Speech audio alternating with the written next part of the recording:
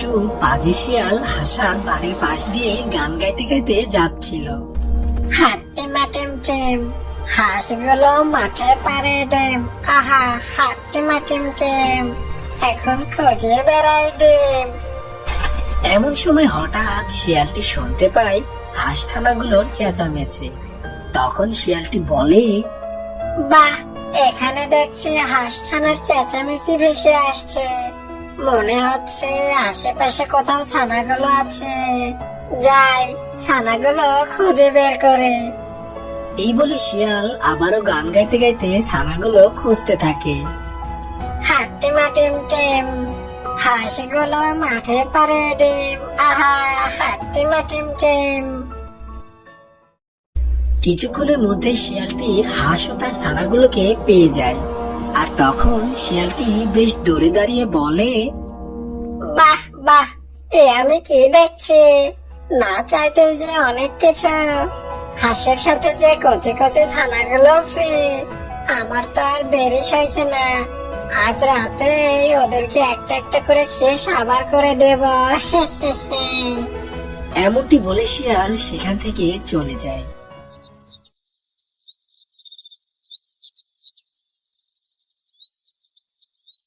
কিছুক্ষণের মধ্যেই রাত নেমে আসে।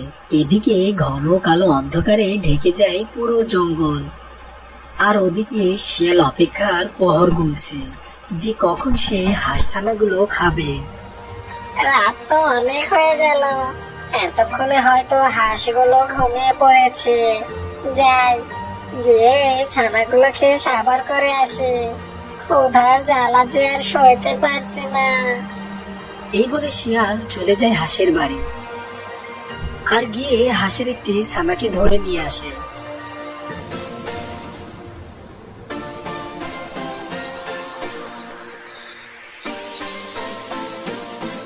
পরদিন সকালবেলা হাসি সেখানে তার একটি ছানাকে না পেয়ে অনেক কান্না করতে থাকে আর হাঁসকে উদ্দেশ্য করে বলে, হ্যাঁ গো, আমার একটি ছানা কোথায় গেল? তুমি ওকে খুঁজে এনে দাও। কেঁদো না গিন্নি, মনে হয় আমাদের বাড়িতে কোনো হিংস্র প্রাণী এসে আমাদের ছানা ধরে নিয়ে গেছে। এখন কেঁদে আর লাভ কি বলো? তুমি ছানাদের দিকে খেয়াল রেখো, আমি গিয়ে খাবার সংগ্রহ করে আনি।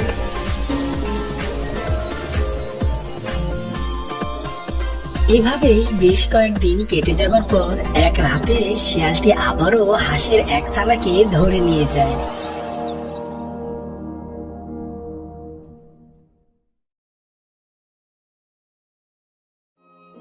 পরদিন সকালে হাসি দেখে আজকেও তার একটি ছানা নেই।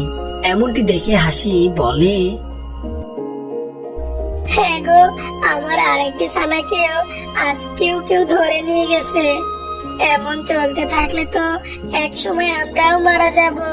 তার থেকে চলো আমরা এই জঙ্গল ছেড়ে চলে যাই। হাসির এমন কথা শুনে হাসা বলে, এ কেমন কথা বলছো গিন্নি? এই জঙ্গলে আমাদের কত স্মৃতি জড়িয়ে আছে, আর এসব কিছু ছেড়ে আমাদের পালানোটা কি ঠিক হবে? তার থেকে বরং যে আমাদের ছানা ধরে নিয়ে যায় তাকে একটা উচিত শিক্ষা দেওয়া উচিত।